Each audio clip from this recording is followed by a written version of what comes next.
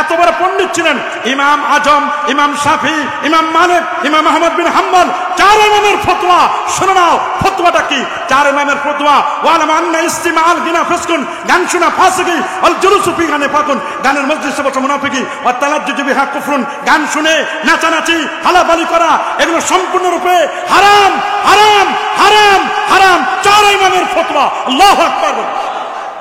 আমরা দেখতে পাচ্ছি একদল ভণ্ড প্রতারক আছে, নামাজ নাই, রোজা নাই, হজ নাই, যাকাত নাই, তরিকা নাই, তাসাউফ নাই, লিবাস নাই, পোশাক নাই, সিরাত নাই, সুরত নাই, আদব নাই, আখলাক নাই, আছে মদ, জুয়া, গাঁজা, ইয়াবা, বাবা, হিরোইন, ফেন্সিডিল, একতারা, দোতারা, সেতারা, আউল, বাউল, ফাউল, নাচানাচি, হালাবালি, লাফালাফি, নারী পুরুষের বাদ বিচরণ, এগুলো যারা করছো কোন মাযহাব সাপোর্ট করে না।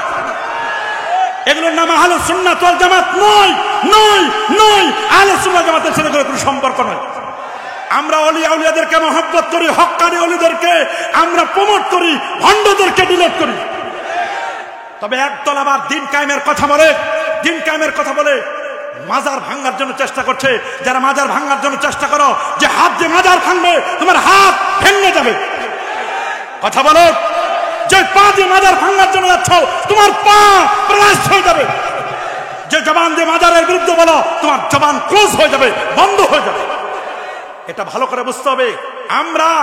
আমরা বারবার বলি মাজারে যদি কোনো অন্যায় চলে, পাপের কাজ করে, শরিয়া বিরোধী কিছু চলে, মাজারে কিছু অন্যায় চললে মনে রাখবেন মাজার ওয়ালার দোষ নয়, মাজারের যারা মুতাওয়াল্লি, মাজারের যারা দায়িত্বশীল তাদের সমস্যা। তাদেরকে আলটিমেটাম দিয়ে দেন 1 সপ্তাহ, 15 দিন, 1 মাস, এর মধ্যে যদি ঠিক না করে তারপর তাদের ব্যাপারে আইনি ব্যবস্থা নেন। তার মানে এই নয় মাথায় উকুন হয়েছে মাথা কেটে ফেলবো, তা নয়, উকুন দূর করো।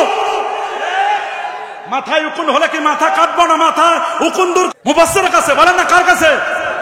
আপনি যে বলেন আমি কোরআন থেকে মাসালা বের করব, আপনি তো কোরআন থেকে মাসালা বের করতে পারবেন না যতক্ষণ না কোরআনের মাসালা হয় নবী, না হয় সাহাবী, না হয় তাবি, না হয় তাবে তাবিন, হয় হানাফি, শাফি, মালিকি, হাম্বলি, কেউ না কেউ করতে হবে। আপনি নিজের মন মতো তাফসীর বুঝলে হবে? তাহলে তাফসীরটা হবে কি?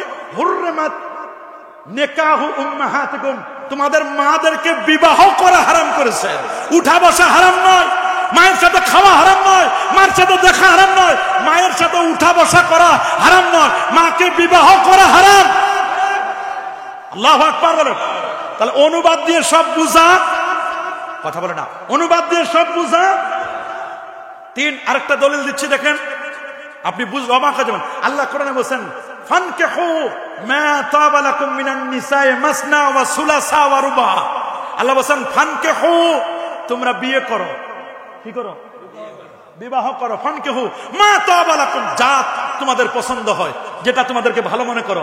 মিনান নিসা, নারীদের থেকে, মাসনা 2 2, সুলাসা 3 3, রুবা 4 4। নারীদের মধ্যে থেকে যাদের ভালো লাগে বিয়ে করো। তাহলে তো মাকেও বিয়ে করতে হবে। নাউজুবিল্লাহ বলেন। এই বোনকে বিয়ে করা যাবে?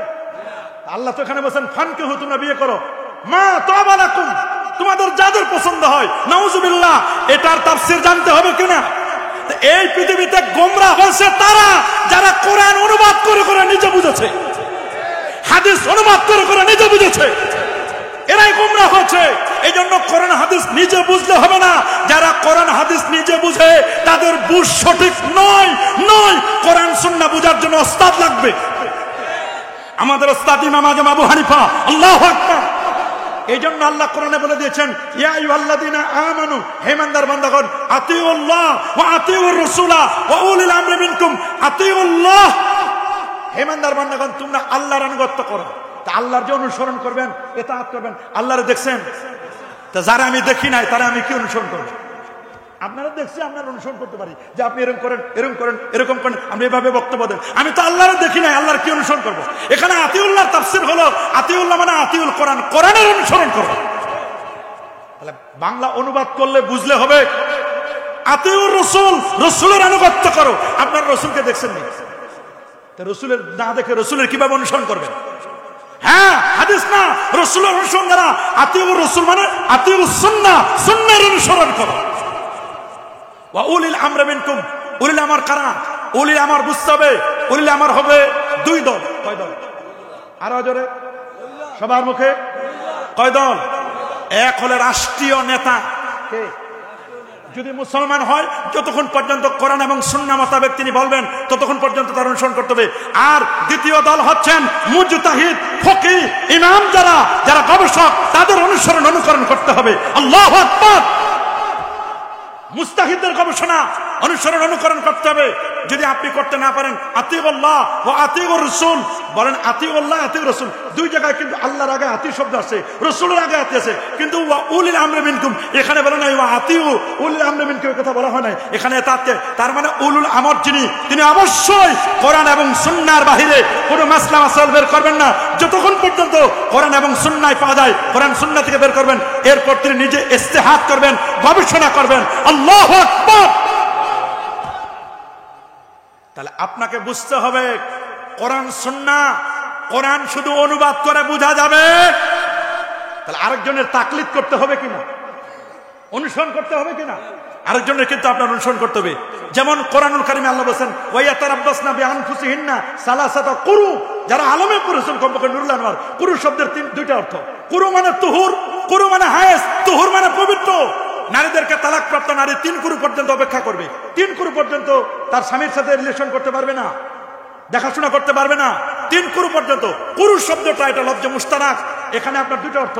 তুহুর হতে পারে, তুহুর মানে পবিত্র, পবিত্রতা অবস্থায় নামাজ পড়তে হবে, রোজা রাখতে হবে, হজ করতে হবে, সব ঠিক আছে, কিন্তু আরেকটা অর্থ হবে হায়েজ, পিরিয়ড চলাকালীন। হায়েজ অবস্থায় নামাজ হারাম, রোজা, স্বামী স্ত্রীর সাথে রিলেশন, দুটো আলাদা আলাদা অর্থ। আপনি কুরু শব্দের অর্থ কোনটা করবেন? আপনি তো বিপদে পড়ে যাবেন। যে কোনো একটা আপনাকে নিতে হবে, হয় তুহুর না হলে হায়েস। তাহলে কেউ নিয়েছেন তুহুর, ইমাম আযম আবু হানিফা নিয়েছেন হায়েস, পিরিয়ড হায়েস চলাকালীন সময় নিয়েছেন, তাহলে ইমাম শাফি নিয়েছেন তুহুর। তাহলে যে কোনো একটাকে মানতে হবে। বাংলা অনুবাদ করে আপনি কখনো অর্থ করতে পারবেন? আপনি যদি আলিফ লাম মিমের অর্থ করেন পারবেন? আলিফ দিয়ে আপনি কি বুঝবেন, লাম দিয়ে আপনি কি বুঝবেন, মিম দিয়ে কি বুঝবেন? যে কোনো একটা মাযহাবকে আপনার মানতে হবে কিনা বলেন, একটা মাযহাব মানতে হবে কিনা? আমরা বলি 4 মাযহাবে হক, বলেন 4 মাযহাবে, আরো জোরে 4 মাযহাবে, 4 মাযহাবে। আমরা বললাম হানাফি মাযহাবের কথা, ইমাম শাফি নেন, ইমাম শাফি একটা মাসআলা বের করার জন্য আল্লাহর কোরআন থেকে 200 বার আল্লাহর কোরআনটা তেলাওয়াত করেছিলেন শুধু একটা মাসআলার জন্য। আল্লাহু আকবার বলেন। ইমাম শাফি, ইমাম মালিক ছিলেন ইমাম দারুল হিজরা, এত বড় পণ্ডিত ছিলেন ইমাম মালিক রাহমাতুল্লাহ আলাইহি, যিনি মালিকি মাযহাবের ফাউন্ডার, যার মাযহাবটা চলতো মদিনা শরীফে। ইমাম শাফির মাযহাবটা চলতো মিশরে, আর ইমাম আহমদ বিন হাম্বলের মাযহাব চলতো ফিলিস্তিনে, আর এখন হাম্বলি মাযহাবটা চলে মক্কা শরীফ, মদিনা শরীফে। আল্লাহু আকবার বলেন, আরে যেন আল্লাহু আকবার। ইমাম আহমদ বিন হাম্বল যেন কোনো ব্যক্তি নয়, ইমাম আহমদ বিন হাম্বল 12.5 লক্ষ হাদিসের পণ্ডিত, যার কাছে ইমাম বুখারীর মতো ব্যক্তি ছাত্র হয়ে বসেছিলেন। ইমাম বুখারীর ছাত্র ইমাম আহমদ বিন হাম্বল ওস্তাদ, 12.5 লক্ষ হাদিসের হাফেজ ছিলেন ইমাম আহমদ বিন হাম্বল রাহমাতুল্লাহ আলাইহি। ইমাম মালিক কত বড় পণ্ডিত ছিলেন, আল্লাহু আকবার। ইমাম মালিক এবং ইমাম আযম আবু হানিফা দুজনে কাছাকাছি, একই সময়ের, সেম টাইম। আল্লাহু আকবার বলেন। ইমাম মালিক বলে দিয়েছেন, এত বড় পণ্ডিত ইমাম দারুল হিজরা, তিনি কখনো মদিনা শরীফের জুতা পায়ে দিয়ে হাঁটতেন না। ইমাম মালিক রাহমাতুল্লাহ আলাইহি মদিনা শরীফের ইমাম ছিলেন, মসজিদে নববীর ইমাম ছিলেন। আল্লাহ ওয়া মালাইকাতুহু ইউসাল্লুনা আলান নবী ইয়া أيها الذين آمنوا صلوا عليه وسلموا تسليما الله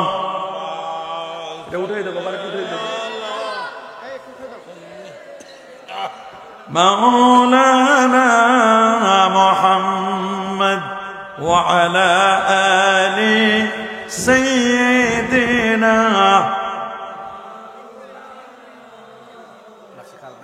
আরেকটু জোরে জোরে মহব্বতে পড়ুন আল্লাহুম্মা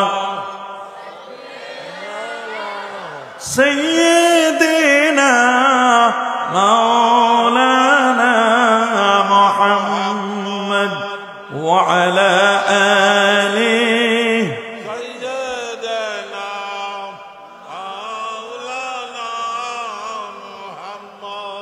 बातिल से दबने वाले आसमान ही हम सोबर कर चुका है तो इम्तिहा हमारा बलगल उला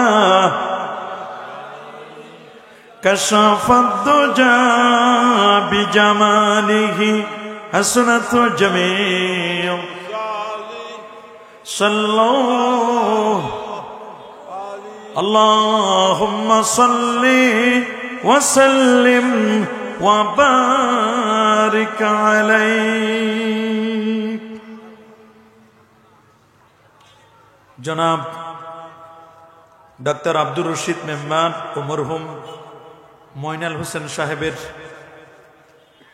মা বাবা এবং এই এলাকার যারা মুর্দেগান আছেন সেই মুর্দেগানদের স্মৃতিচারণে তাদের রুহের মাগফিরাত কামনায় আজকের এই 50তম বার্ষিক সুন্নি মহাসম্মেলন 2025 আজকের এই সম্মেলনের শ্রদ্ধাভাজন সভাপতি বিপাড়া সদর ইউনিয়ন পরিষদের 7 নং ওয়ার্ডের সাবেক মেম্বার জনাব ডাক্তার মোহাম্মদ আব্দুর রশিদ সাহেব আছেন? আচ্ছা আচ্ছা, মাশাআল্লাহ। দোয়া করুন আল্লাহ তাআলা আজকের মাহফিলের সম্মানিত সভাপতি সাহেবের হায়াতে তাইয়্যিবা সিহাতি কুল্লিয়া আল্লাহ নসিব করুন, জোরে বলে আমিন।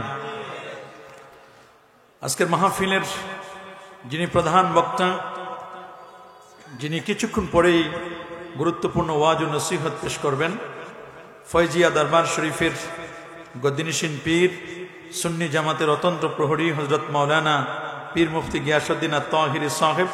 দোয়া করুন আল্লাহ তাআলা আমাদের তাহিরি সাহেবকে কবুল আর মঞ্জুর করুন, তিনি যেন অল্প সময়ের মধ্যে এসে তার গুরুত্বপূর্ণ ওয়াজ ও নসিহত পেশ করতে পারেন। আল্লাহ কবুল আর মঞ্জুর করুন বলি আমিন।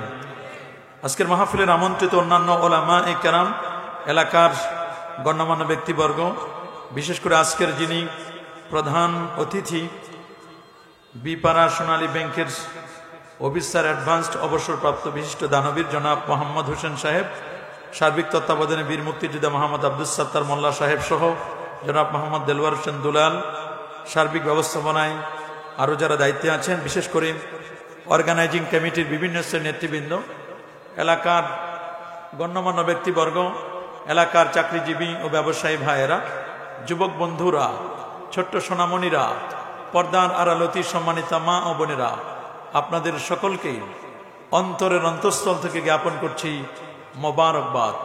সবটুকুন শুকরিয়া, সবটুকুন প্রশংসা সে মহান রব্বে করিমের দরবারে, যিনি আজকের এই মোবারক মুতাবাররক আজিমুশান পবিত্র সুন্নি মহাসম্মেলনে শত ব্যস্ততাকে পিছনে ফেলে আরামের ঘুমখানাকে হারাম করে দিয়ে একটি জান্নাতি পরিবেশে আলেম ওলামাদের সোহবতে কোরআন এবং সুন্নাহর রিয়েল স্পিচগুলো শ্রবণ করার লক্ষ্যে এখানে আসার ও বসার সুযোগটুকু এনায়েত করলেন।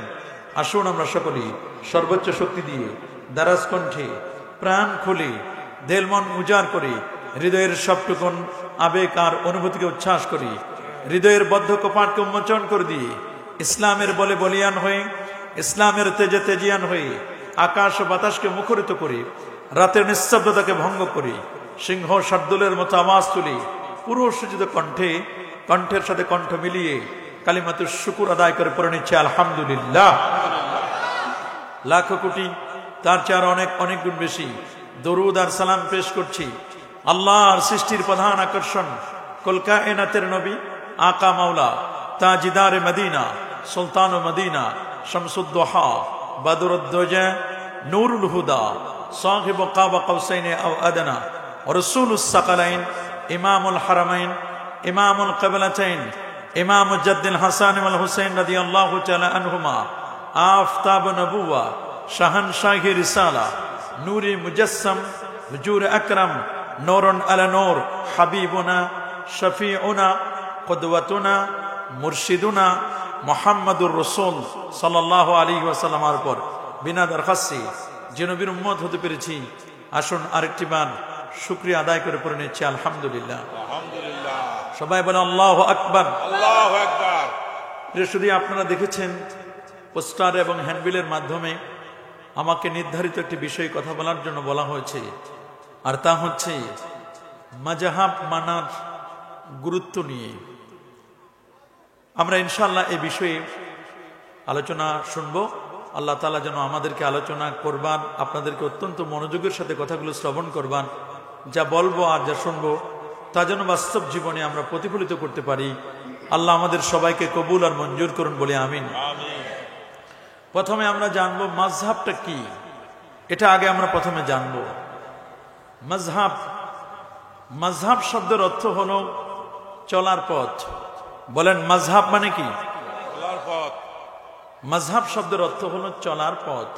আমি কোন পথে চলবো, তো এই চলার পথটি যিনি ফাইন্ড আউট করে দিবেন, যিনি নির্ধারণ করে দিবেন, তারা হচ্ছেন মাযহাবের ইমাম। বলেন তারা কি? ইমাম। আমি একটি পথ চিনি না, এই পথটাকে যিনি চেনাই দিলেন তিনি কি কোনো অন্যায় করলেন? তা আমি কোরআন এবং সুন্নাহর পথটি আমি চিনতাম না, তা আমি কোরআন এবং সুন্নাহর পথটি না চেনার কারণে আমাকে হানাফি, শাফি, মালিকি, হাম্বলি, চার মাযহাবের চারজন ফাউন্ডার, চারজন ইমাম, তারা আমাকে এই পথটি চিনিয়ে দিয়েছেন। তারা কি কোনো অন্যায় করেছেন? মনে রাখবেন মাযহাব হলো চারটি। কয়টি? সবাই বলেন, আমার সাথে পড়েন। হানাফি, শাফি, মালিকি, হাম্বলি। কয় মাযহাব? চারটি মাযহাব। কয় মাযহাব? প্রশ্ন করতে পারেন যে হুজুর চার মাযহাব কেন, আর কি কোনো মাযহাব নাই? হ্যাঁ আছে, আর অন্যান্য মাযহাবও রয়েছে।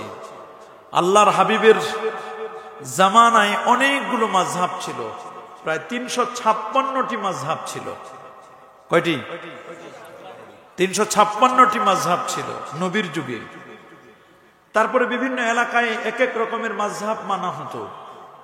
আল্লাহ নবীর সাহাবীর সংখ্যা ছিল প্রায় 1,26,000। সুবহানাল্লাহ বলেন। সাহাবায়ে কেরাম ছিলেন কত? 1,26,000 সাহাবী। রাসূল বলেন আসহাবিকান নুজুম, আমার সাহাবীরা হচ্ছে আকাশের স্টার, আকাশের তারকা। as-সাহাবাতু কুল্লুহুম উদুল, সাহাবীরা সকলে ন্যায়পরায়ণ ছিলেন। কোন সাহাবীর ব্যাপারে বিষোদ্গার করা যাবে? যারা বলো যাবে। সাবধান করে দিয়েছেন আল্লাহ আল্লাহ ফি আসহাবি লা তাত্তাখিজুহুম গারাদা ফামান আহাব্বাহুম ফাবিহুব্বি আহাব্বাহুম ওয়া মান আবগাদাহুম ফাবিবুগদি আবগাদাহুম ওয়া খায়রু উম্মতি কারনি সুম্মা আল্লাযীনা ইয়ালুনাহুম সুম্মা আল্লাযীনা ইয়ালুনাহুম। আল্লাহর হাবিব বলেন তোমরা আল্লাহকে ভয় করো, আল্লাহকে ভয় করো, আল্লাহকে ভয় করো। আমার সাহাবীদেরকে সমালোচনার টার্গেট বানাবে না। সায়াকুনু ফি আখিরিজ জামানে কওমুন, শেষ জামানায় একটি দল বের হবে, ইয়াসুব্বুনা আসহাবি, যারা আমার সাহাবীদেরকে গালি দিবে। নাউজুবিল্লাহ। যদি এদের সাথে তোমাদের সাক্ষাৎ হয়, এদেরকে সালাম দিবে না। এরা যদি মারা যায়, এদের জানাজায় তোমরা অংশগ্রহণ করবে না। মৃত্যুর আগে যদি এরা অসুস্থ হয়, তাহলে এদেরকে কখনো তোমরা দেখতে যাবে না।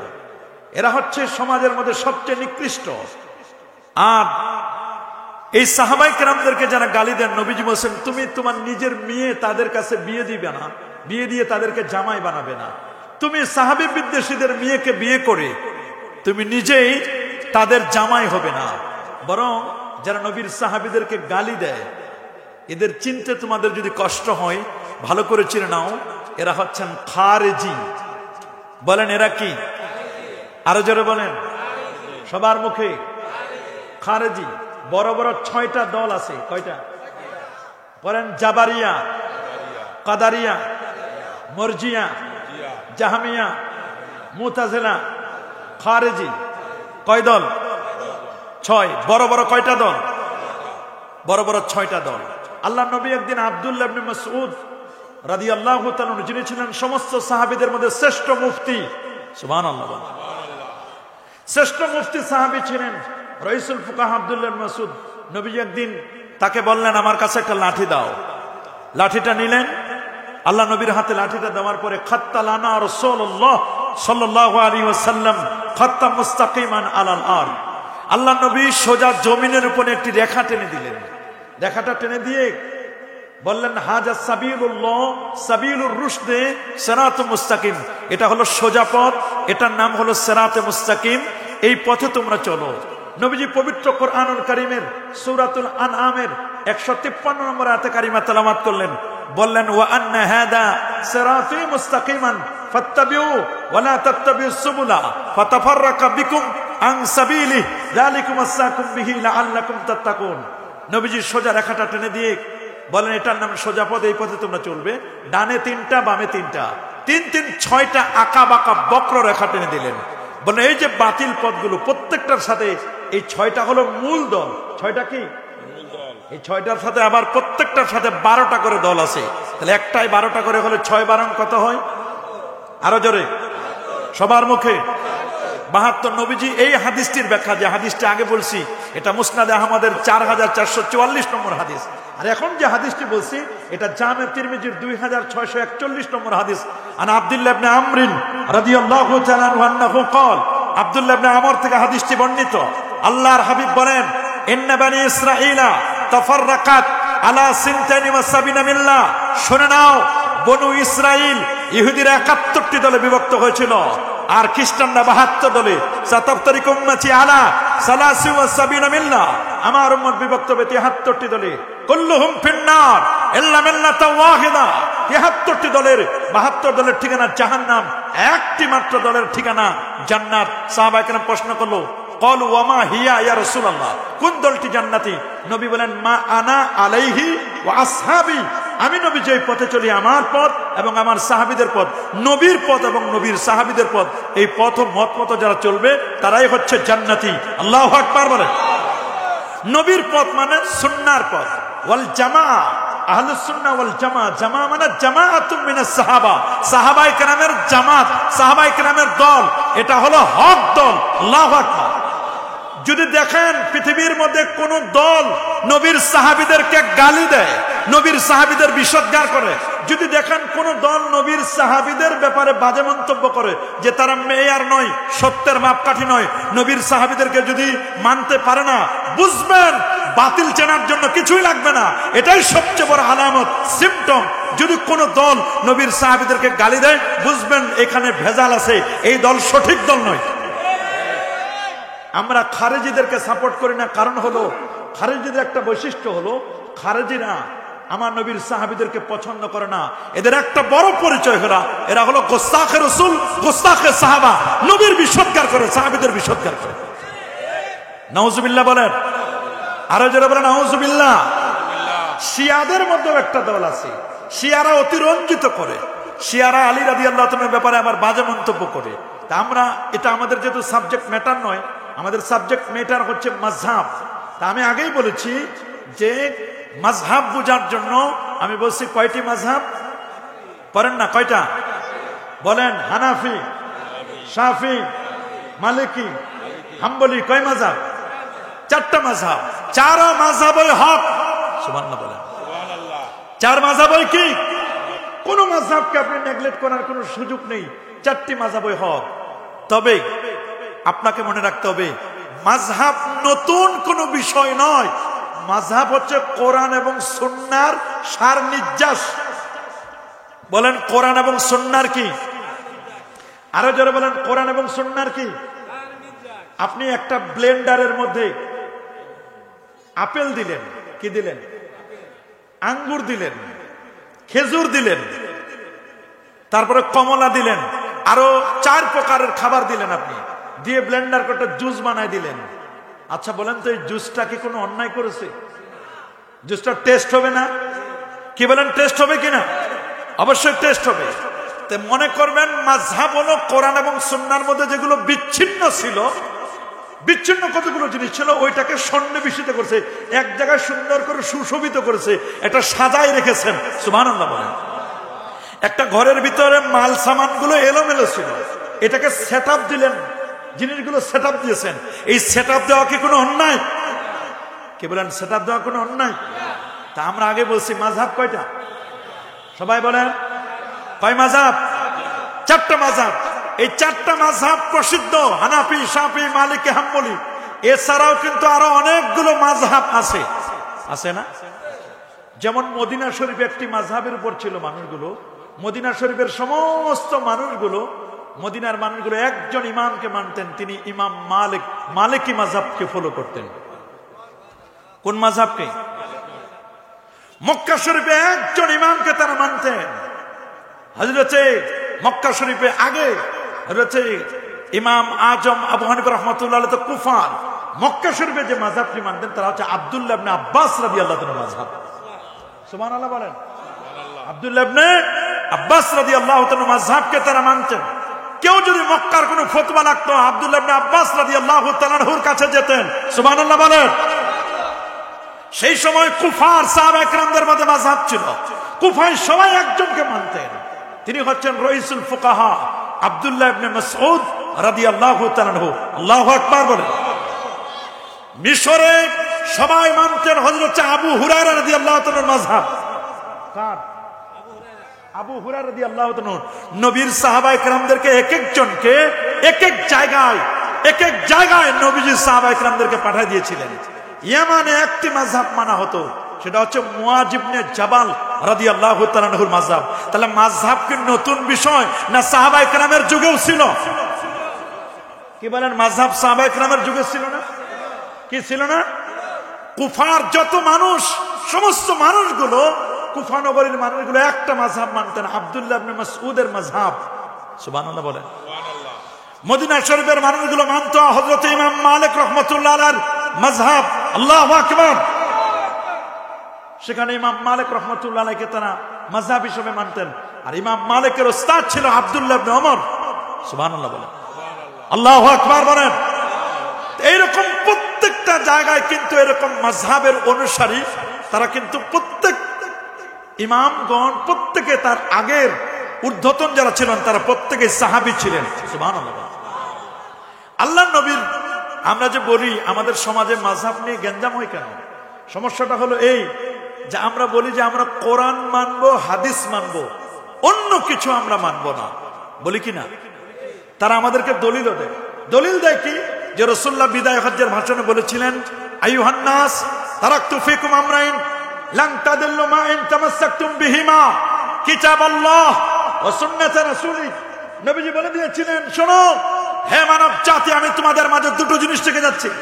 এই দুটো জিনিসকে যতদিন পর্যন্ত তোমরা আঁকড়ে ধরবে ততদিন পর্যন্ত তোমরা গোমরাহ হবে না, পথভ্রষ্ট হবে না। যার একটা হলো আল্লাহর কোরআন, আরেকটা হলো আমি নবীর আদর্শ সুন্নাহ। সুবহানাল্লাহ। কোরআন মানবে, হাদিস মানবে। এই হাদিসকে কেন্দ্র করে আমার দেশের একদল ভাই বলেন আমরা কোরআন মানি, হাদিস মানি, অন্য কিছু মানি না। কথাটা কিন্তু খুব সুন্দর, কোরআন মানি, হাদিস মানি, অন্য কিছু। সুন্দর কথা, কোরআন মানবো, হাদিস মানবো। প্রশ্ন হচ্ছে কোরআন এবং হাদিস আপনি বুঝেন কি বুঝেন না? কোরআন হাদিস পড়তে পারেন কি পারেন না? এটা আমাদের জানার বিষয়। আপনারা এখানে যারা আছেন আপনারা কি সবাই কোরআন হাদিস পড়তে পারেন? পারেন? হয়তোবা কেউ পড়তে পারেন, আপনি জের জবর পেশ আছে আপনি পড়তে পারেন কোরআন মাজিদ, অথবা হাদিসও জের জবর পেশ দিলে আপনি পড়তে পারেন। কিন্তু আমরা যেগুলো ক্লাসে পড়াই, বুখারী, মুসলিম, তিরমিজি, আবু দাউদ, নাসাই, ওটা জের জবর পেশ নাই। এগুলো যদি বের করে দেওয়া হয় পারবেন পড়তে? আলেম ওলামা ছাড়া, বিজ্ঞ আলেম ছাড়া সাধারণ আলেমরাও তো এগুলো পড়তে পারবে না। পারবে নাকি? এটা তো হলো কেবলমাত্র পড়া। পড়ার পরে এটার অনুবাদ করা। কি করা? অনুবাদ করা। অনুবাদ বাংলায় ট্রান্সলেট করা। অনুবাদ করার পরে এটা বুঝা, বুঝার পরে এখান থেকে মাসআলা মাসাইল বের করা। আপনারা বলেন আপনারা কোরআন হাদিসে মাসলা মাসাইল বের করতে পারবেন? আমরাই তো পারি না। আমরা পারি? আমরা তো পারি না। আমরাই যেখানে পারি না সেখানে সাধারণ মানুষের তো প্রশ্নই আসে না। আমরা কি আমাদের চেয়ে বড় বড় হাসছি যারা, তারাও তো এরকম পারেন না। শাহ ওয়ালিউল্লাহ মুহাদ্দিস দেলভী রহমাতুল্লাহ আলাইহি 14 বছরে লেখাপড়া শেষ করেছেন তিনি। সুবহানাল্লাহ। আল্লাহু আকবার বলেন। এত বড় পণ্ডিত ছিলেন শাহ ওয়ালিউল্লাহ মুহাদ্দিস দেলভী রহমাতুল্লাহ আলাইহি। উনি একবার চিন্তা করলেন যে আমি মাযহাব মানব না, নিজে কোরআন হাদিস থেকে মাসআলা মাসাইল বের করব। উনি 3 মাস পর্যন্ত চেষ্টা করে 20-25টা মাসলা মাসাইল বের করেছেন। পরে দেখলেন এর চেয়ে কোটি কোটি গুণে ভালো মাসআলা উনি যা বের করেছেন তার চেয়ে কোটি কোটি গুণে ভালো বের করে রেখে দিয়েছেন ইমাম আজম আবু হানিফা রাহমাতুল্লাহ।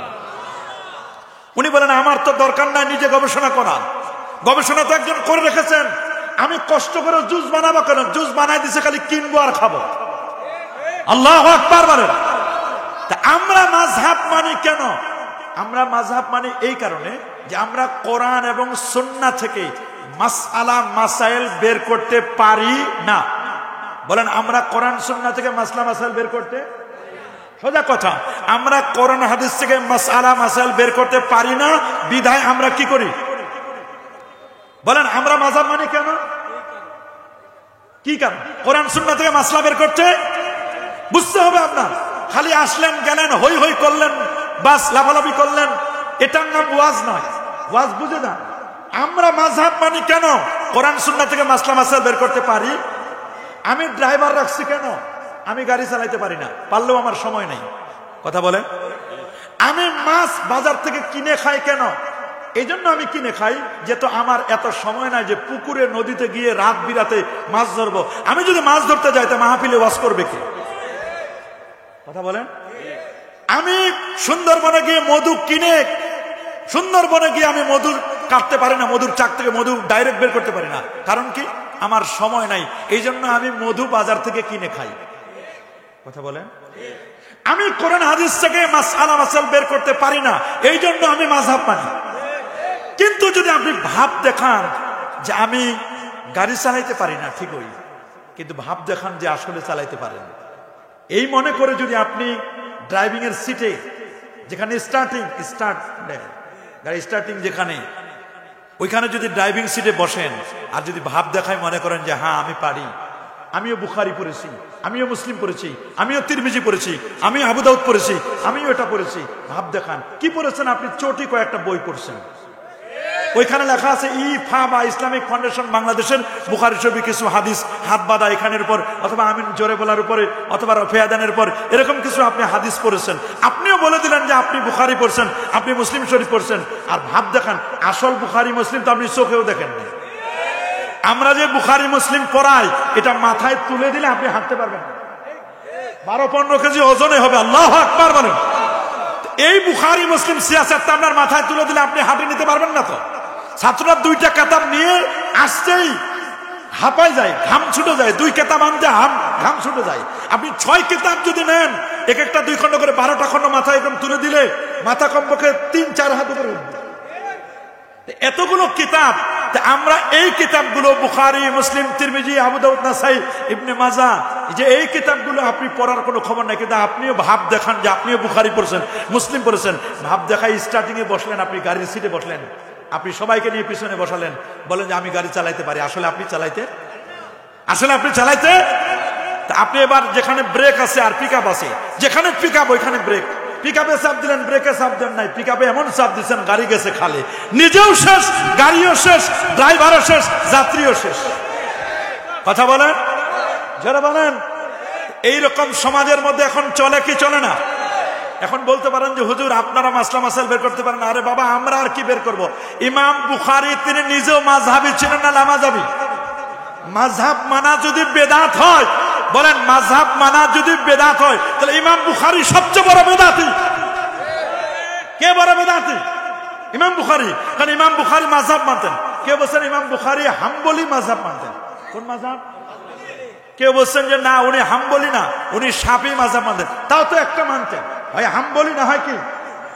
ইমাম তিরমিজি মাযহাব মানতেন, ইমাম আবু দাউদ তায়ালিসি তিনিও মাযহাব মানতেন, ইমাম ইবনে মাজাহ আল কাজবিনী তিনি মাযহাব মানতেন। সুবহানাল্লাহ বলেন। তাহলে সবাই তো মাযহাব মানছেন। ইমাম মুসলিম তিনি ইমাম বুখারীর ছাত্র, তিনিও মাযহাব মানতেন। সিয়াসতদার সবাই মাযহাব মানে। হাফিজুদ দুনিয়া, পৃথিবীর শ্রেষ্ঠ আলেমদের একজন হচ্ছেন আল্লামা হাফেজ ইমাম ইবনু হাজার আসকালানী রাহমাতুল্লাহ আলাইহি, যিনি 852 হিজরির আলেম, এত বড় পণ্ডিত, যিনি ইবনু হাজার আসকালানী আর শাফি মাযহাবে, তিনিও শাফি মাযহাব মানতেন। শাইখুল ইসলাম ইবনে তাইমিয়া সাহেব, উনি মাযহাব মানতেন, উনি হাম্বলি মাযহাব, উনার বাবা মাযহাব মানতেন। আব্দুল ওয়াহাব নজদি, যাকে আমরা আব্দুল ওয়াহাব ওয়াহাবি বলি, এই আব্দুল ওয়াহাব নজদি তিনিও মাযহাব মানতেন। নাসিরউদ্দিন আলবানী, উনি ঘড়ির মেকার ছিলেন, উনার জীবনের মধ্যে আসে, উনার বাবা হানাফি মাযহাব মানতেন। মাযহাব মানে না কে? বাংলাদেশের খুব গুটি কয়েক মানুষ, কয়েকজন আছে যারা মাযহাবকে বিশ্বাস করে না। যারা বলে আমরা মাযহাব মানি না, তারা আরো বেশি মাযহাব মানে। হয়তোবা ইমাম আজম আবু হানিফাকে মানে না, ইমাম শাফিকে মানে না, ইমাম মালিককে মানে না, ইমাম আহমদ বিন হাম্বলকে মানে না। খোঁজ নিয়ে দেখেন কারে মানে। হয়তোবা ডাক্তার জাকির নায়েককে মানে। কথা বলে, অথবা শেখ নাসিরউদ্দিন আলবানী সাহেবকে মানে, না হয় শাইখুল ইসলাম ইবনে তাইমিয়া তাকে মানে, কাউরে না কাউরে মানে, কথা বলেন, অথবা আন্তর্জাতিক খ্যাতি সম্পন্ন কোন মুফাসসিরে কোরআনকে মানে, খোঁজ নিয়ে দেখেন কাউরে না কাউরে মানে। কিন্তু আমরা যাকে মানে তিনি ইমামুল আজম আবু হানিফা নুমান ইবনে সাবিত রাদিয়াল্লাহু তাআলা। আল্লাহু আকবার বলেন। আমরা যাকে মানে তিনি ইমাম আজম আবু হানিফা। ইমাম আজম আবু হানিফা তিনি সহিহ বুখারীর হাদিস, সহিহ বুখারীতে যেমন হাদিসটি রয়েছে, জামে তিরমিজিতে আছে কিতাবুত তাফসীর সূরাতুল জুমার মধ্যে হাদিসটি রয়েছে। আমার রাসূল বলেছেন, লাউ কানাল ঈমান ওয়ালা সুরাইয়া, সুরাইয়া নক্ষত্র যদি ঈমান থাকে, ইলম থাকে, লানালাহু রাজুলুম মিন ফারস, ফারস্যুদ্ভূত সালমান ফারসির বংশে জন্মগ্রহণ করা একটি ছেলে আছে, এই ছেলেটি ওইখান থেকে ইলম ছিনিয়ে আনবে। কোথায়? সুরাইয়া নক্ষত্র। প্রশ্ন করতে পারেন, হুজুর সুরাইয়া নক্ষত্রটা কোথায়? সুরাইয়া নক্ষত্র হলো, মনে রাখবেন, পৃথিবী থেকে 51,01,05,000 বর্গ কিলোমিটারের বিশাল পৃথিবী। পৃথিবী থেকে 9,30,00,000 মাইল দূরে হচ্ছে সূর্য, 15 কোটি কিলোমিটার দূরে। তার থেকে আরো বড় বেটলজিয়াস তারকা, বেটলজিয়াস তারকা থেকে 45 কোটি গুণ বড় একটা তারকা ওয়াইএক্স স্কুটি, তার চেয়ে আরো বড় Nova, supernova, Proxima সেন্ট্রাই, Andromeda Galaxy, তার চেয়ে আরো বড় ব্ল্যাক হোল, তার চেয়ে আরো বড় প্রথম আকাশ, দ্বিতীয়, তৃতীয়, চতুর্থ, পঞ্চম, ষষ্ঠ, সপ্তম আকাশের পর হলো সিদরাতুল মুনতাহা।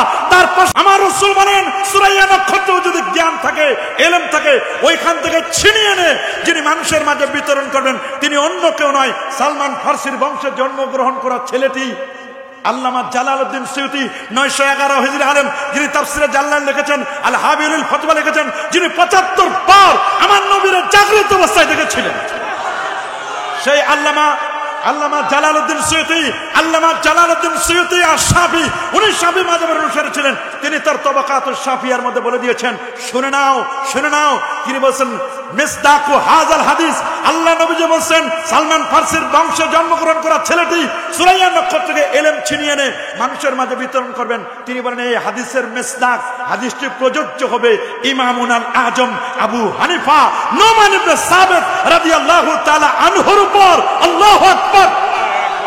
আমরা বলি নাই শাফি মাযহাবের পণ্ডিত তিনি বলে দিয়েছেন, উনি শাফি মাযহাবের হয়েও হাদিসের ব্যাখ্যায় তিনি বলেছেন যে হাদিসের মিসদাক হবে ইমামুল আজম আবু হানিফা, যিনি 8 জন সাহাবীর সাক্ষাৎ পেয়েছিলেন, 100 বার আমার আল্লাহকে স্বপ্নে দেখেছিলেন, যিনি রমজান কারিমে 61 খতম কোরআন মাজিদ তেলাওয়াত করতেন, আমার নবী রওজা মুবারাকা, যিনি 55 বার নবীজি রওজা মুবারাকা জিয়ারত করেছিলেন, 80 হিজরিতে জন্ম, 150 হিজরিতে তার ইন্তেকাল, 300 তাবি থেকে যিনি জ্ঞান লাভ করেছিলেন, যিনি কোরআন এবং সুন্নাহ থেকে 12,70,971টি মাসআলা বের করেছেন, এত বড় পণ্ডিত আবু হানিফা, বুদ ইমামে বাসাফা, আসরাজে উম্মতানে মুস্তাফা, সাহেব মজমু, ইউসুফ কাজী শুদা, আজ মুহাম্মদ জুলমে নামরা জি শুদা, এত বড় পণ্ডিত যিনি 2 রাকাত নামাজে 1 খতম কোরআন মাজিদ তেলাওয়াত করত, 90,000 যার ছাত্র, 6,500 যার ওস্তাদ ছিল, এমন একজন ব্যক্তি ইমাম আজম আবু হানিফাকে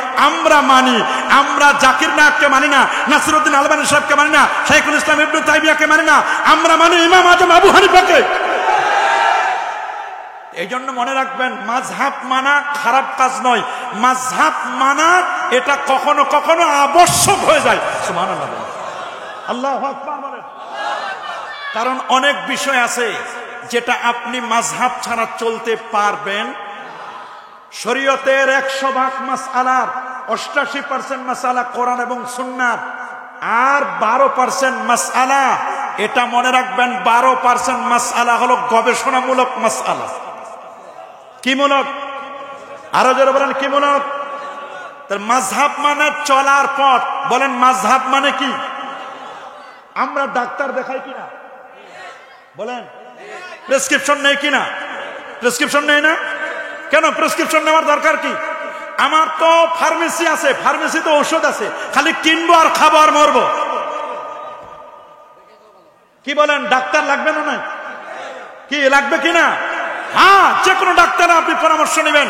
মনে রাখবেন, কোরআন এবং সুন্নাহ হচ্ছে ফার্মেসির ঔষধগুলোর মতো, আর মাযহাবগুলো হলেন ওই ঔষধটা কেমনে আপনি খাবেন, কোরআন এবং সুন্নাহকে কেমনে আপনি পড়বেন, কেমনে আপনি বুঝবেন, এটা ডাক্তার পরামর্শদাতা হলেন মাযহাবের ইমামগণ। আল্লাহু আকবার বলেন। একদিকে হানাফি, একদিকে শাফি, একদিকে ইমাম মালিক, একদিকে ইমাম আহমদ বিন হাম্বল, 4 মাযহাবই হক। আল্লাহু আকবার বলেন। আমরা মাযহাবিদের হানাফি, শাফি, মালিকি, হাম্বলি এদের ব্যক্তিগত কোনো মতকে মানি না।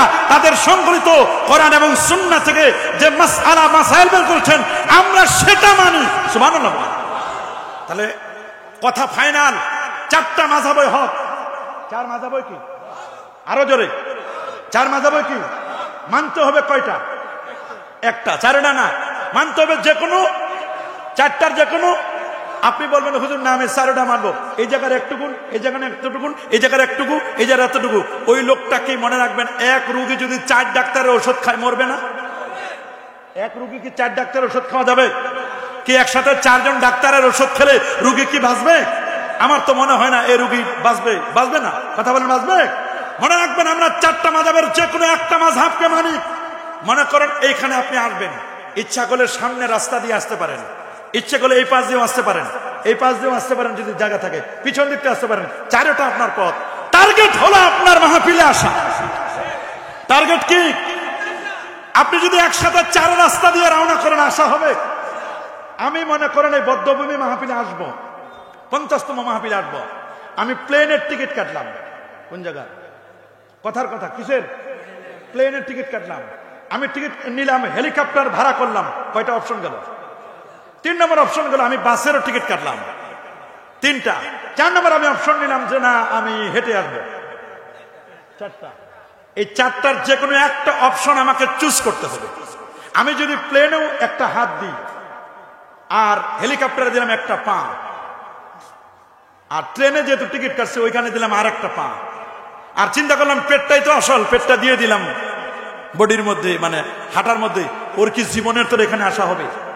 4টা অপশনের যে কোনো একটা অপশন আপনাকে চুজ করতে হবে। আমরা বলি 4 মাযহাবে হক, 4টার যে কোনো একটা মাযহাব আপনাকে মানতে হবে। একসাথে 4টা মাযহাব কখনো মানা যাবে? এখন প্রশ্ন হলো 4টা মাযহাব মানা যাবে না, কিভাবে হলো 4টা মাযহাব? এবং 4টা দলিল, শরীয়তের দলিল কয়টা? বলেন কয়টা? বলেন। কোরআনুল কারীম, সুন্নাহ, ইজমা, কিয়াস। শরীয়তের দলিল কয়টা? আরো জোরে বলেন। কোরআন, সুন্নাহ, ইজমা, কিয়াস। কোরআন, সুন্নাহ, ইজমা, কিয়াস।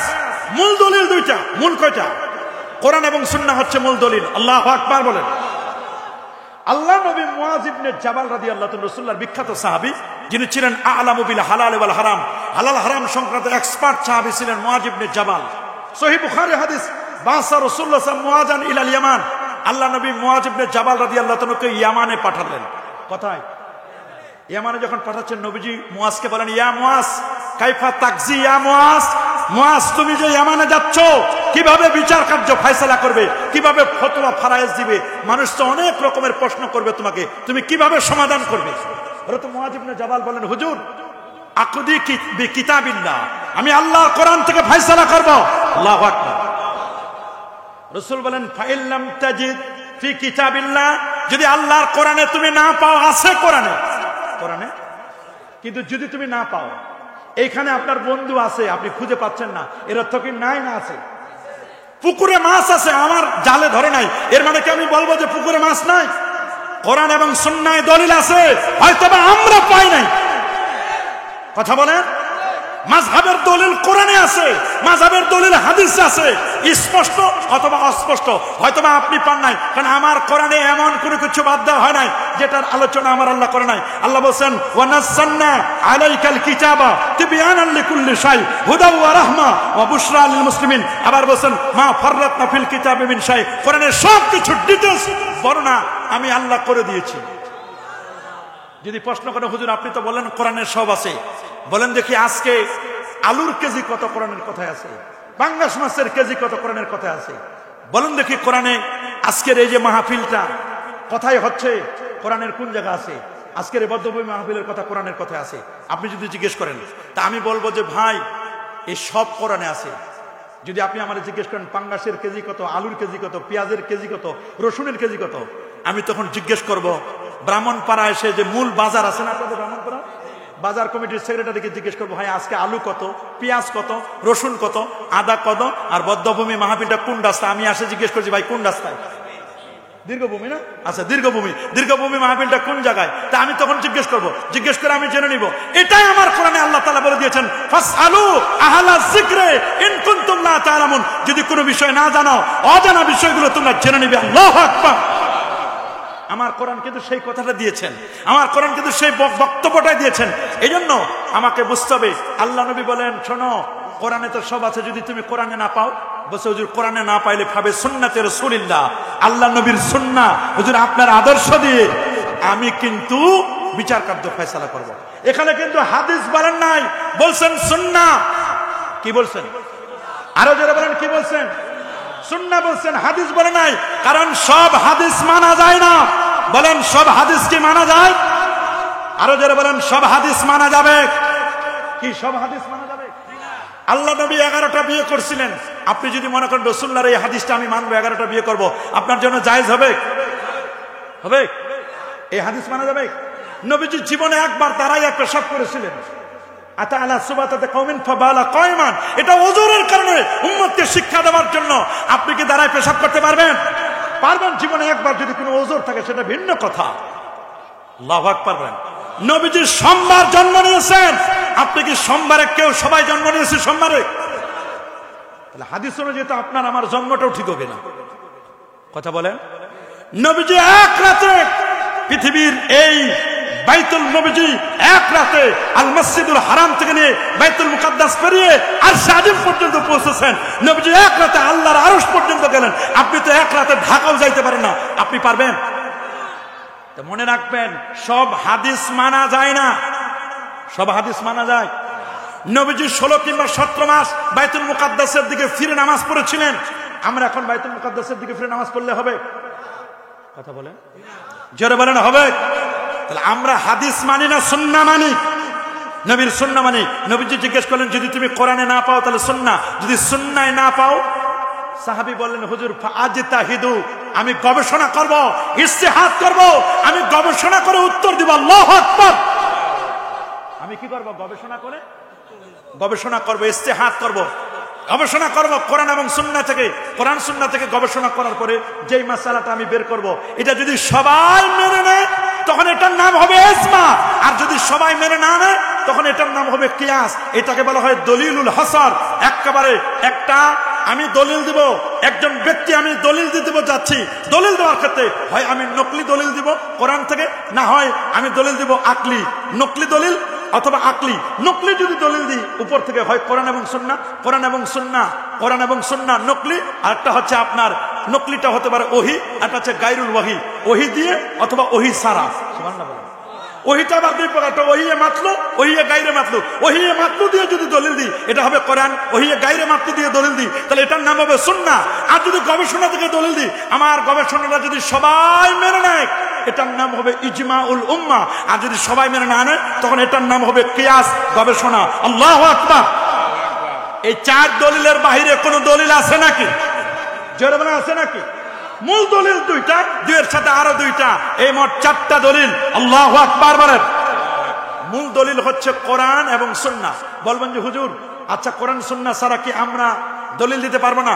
দেখেন একদিন ইমাম আজম আবু হানিফা বসা, ইমাম শাফি বসা, ইমাম শাফি তো না, ইমাম আবু ইউসুফ। ইমাম শাফি তো পরে জন্ম নিয়েছেন। ইমাম আজম আবু হানিফার যেদিন ইন্তেকাল, ইমাম শাফির সেদিন জন্ম। ইমাম আবু ইউসুফ বসা, ইমাম মুহাম্মদ আশ-শাইবানি বসা, ইমাম জুফার বসা। আল্লাহু আকবার বলেন। আরেক পাশে বসা আছেন ইমামুন আল আজম আবু হানিফা রাহমাতুল্লাহ আলাইহি। একটা মাসালা আসছে, মাসালাটা অত্যন্ত জটিল এবং কঠিন। একটা প্রাণী আনা হলো, প্রাণীটার অর্ধেক হলো ছাগল আর অর্ধেক হলো শূকর। ইমাম আবু ইউসুফকে জিজ্ঞেস করছেন কাজীউল কোজাত যে এটা খাওয়া যাবে কিনা। ইমাম আবু ইউসুফ বলে আমার ব্রেনে ধরে না, এটা খাবো কেমনি? অর্ধেক হলো শূকর, শূকর খাওয়া হারাম, অর্ধেক হলো ছাগল। একটা প্রাণীর মধ্যে ছাগল খাওয়া তো হালাল, আমি কেমনে বলবো? প্রাণী তো একটা। উনি বলছেন নেক্সট, পরের জনের কাছে যাও। আরেকজনের কাছে গেছে, ইমাম মুহাম্মদ আশ-শাইবানির কাছে। আপনি বলেন। উনি বলছে এটা আমিও বুঝতেছি না কিছু। এবার বললেন যে ঠিক আছে আরেকজনের কাছে, ইমাম জুফারের কাছে যাও। ইমাম জুফার বলছেন আমিও কিছু বুঝতেছি না। আল্লাহু আকবার বলেন। অথচ এরা কত বড় বড় পণ্ডিত। ইমাম আজম আবু হানিফার দরবারে 40,000 আলেম ওলামাদেরকে নিয়ে প্রায় 83,000 মাসআলা লেখা হয়েছে। জেলখানায় বসেও তিনি মাসআলা লিখেছেন। এত বড় পণ্ডিত ছিলেন ইমামুল আজম আবু হানিফা। এবার ইমাম আজমের কাছে যখন ফতোয়াটা দেওয়া হলো, এটা কোরআনেও নাই, এটা হাদিসে সুন্নাহও নাই, উনি এটা কিভাবে জবাব দিবেন? বলছেন যে ঠিক আছে, তোমরা যে প্রাণীটা আনছো, প্রাণীটা একটা খুঁটিতে বেঁধে রাখো 3 দিন। কয়দিন? যারা বলেন কয়দিন? 3 দিন তারা খুঁটির মধ্যে বেঁধে রাখলো। 3 দিন খুঁটির মধ্যে বেঁধে রাখার পরে 3 দিন পরে তারপর আনা হলো। 3 দিন পরে যখন আনা হয়েছে, আনার পরে এবার বলা হলো 3 দিন তো বেঁধে রাখছিলাম আমরা, একদিকে কাঁঠাল গাছের পাতা রাখো, আরেকদিকে 20টা মলমূত্র রাখো, যেই দিকে যাবে প্রাণীটা ওই দিকে ফতোয়া হবে। 3 দিনের ক্ষুধার্ত। 3 দিন পরে যখন প্রাণীটাকে খুলে দেওয়া হলো, তখন ওটা ছাগলটা পাতা খাওয়ার জন্য চলে গেল কাঁঠাল গাছের পাতা দিকে। তখন ইমাম আজম ফতোয়া দিলেন এটা খাওয়া জায়েজ। এইটা কোরআন এবং সুন্নাহয় পাবেন না, এটা বুঝতে হবে। মান ইউরিদুল্লাহু বিহি খাইরান ইফাক্কিহুহু ফিদ্দিন।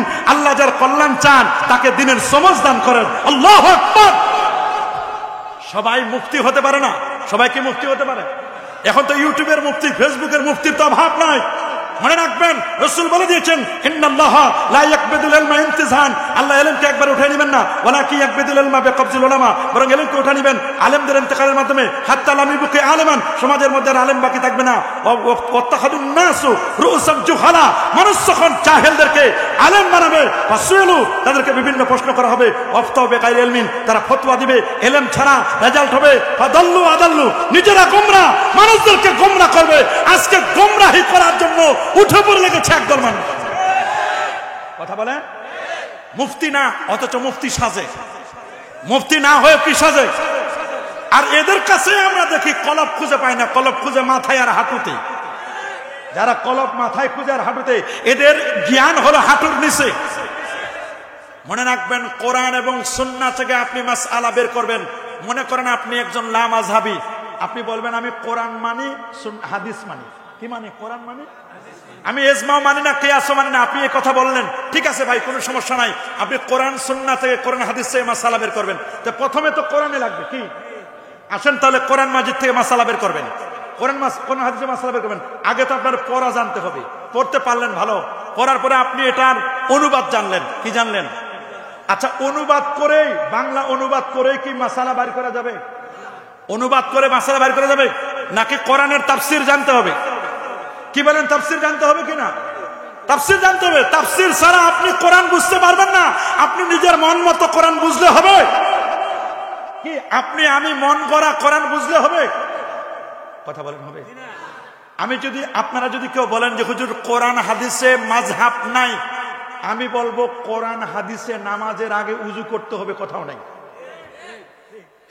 নামাজের আগে উযু করার কথা কোরআন হাদিসে কোথাও আছে? কোরআনে আছে? হাদিসটা বাদ দিলাম, কোরআনে আছে? কথা পাবেন? কি আছে কোরআনে? নেন, কোরআনে আছে ইজা কুমতুম ইলাস সালাহ, ইজা কুমতুম ইলাস ফাগসিলু উজুহাকুম ওয়া আইদিয়াকুম ইলাল মারাফিক। আল্লাহু আকবার বলেন। সূক্ষ্ম কথা, আলেম ওলামারা ভালো করে বুঝবেন, তালেবুল ইলমরা বুঝবেন।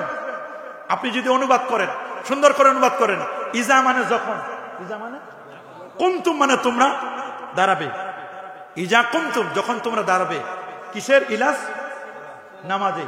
যখন তোমরা নামাজে দাঁড়াবে, ফাগসিলু, ফাটা অতঃপর অর্থে আসে, ফাগসিলু উজুহাকুম, অতঃপর তোমরা নামাজে দাঁড়ানোর পরে তোমরা কি করবে? ফাগসিলু উজুহাকুম, চেহারা ধৌত করো।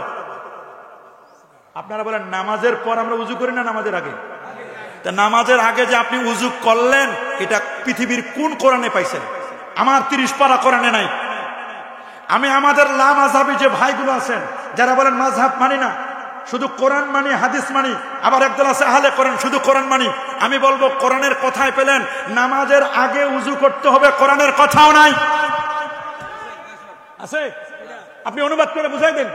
ইজা কুমতুম, ইজা মানে যখন, কুমতুম মানে তুমি দাঁড়াবে, ইলাস সালাত কথায় ফাগসিলু, অতবার তুমি উজু ধৌত করো, উজুহাকুম তোমাদের চেহারা। তা নামাজে দাঁড়ানোর পরে আমরা উজু করি না নামাজের আগে? তাহলে এটার কি করতে হবে? বুঝতে হবে, যাইতে হবে কার কাছে? কোরআন বুঝার জন্য যাইতে হবে কার কাছে? হাই হাই, মুফাসসিরের কাছে। বলেন কার কাছে? মুফাসসির কি রাজনৈতিক মুফাসসির? দলের মুফাসসিরের কাছে।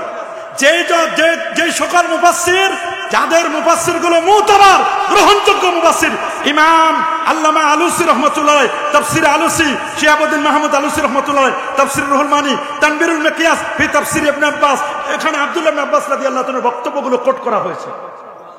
সুবহানাল্লাহ বলেন। তাফসীর আবি সাউদ, তাফসীর রুহুল বায়ান, এই তাফসীরে জালালাইন আপনারা দেখতে হবে, তাফসীরে দুররে মানসুর আপনাকে পড়তে হবে। এই রকম প্রায় 100-এর উপর তাফসীর আছে বড় বড় মুফাসসিররা, এবং আল্লাহ নবী যেটা তাফসীর করেছেন, সাহাবায়ে কেরাম কি তাফসীর করেছেন, তাফসীরে তাবারি শরীফ, তাফসীরে ইবনে কাসির, এগুলো হলো তাফসীর বিল মাসুর, যেটা হাদিস দ্বারা তাফসীর করেছে। আপনাকে যেতে হবে নবীর কাছে, সাহাবীর কাছে, তাবির কাছে, তাবিঈনদের কাছে, যদি আপনি কোরআন বুঝতে যান। না হলে তো আপনি নামাজের আগে উযু লাগবে না।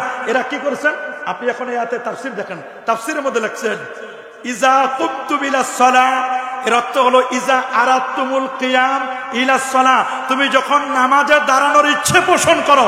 কোরআনে কিন্তু কথাও নাই নামাজে দাঁড়ানোর ইচ্ছে পোষণ করো, ইচ্ছে পোষণ করা কোরআনে নাই, এটা বলেছেন মুফাসসিরগণ।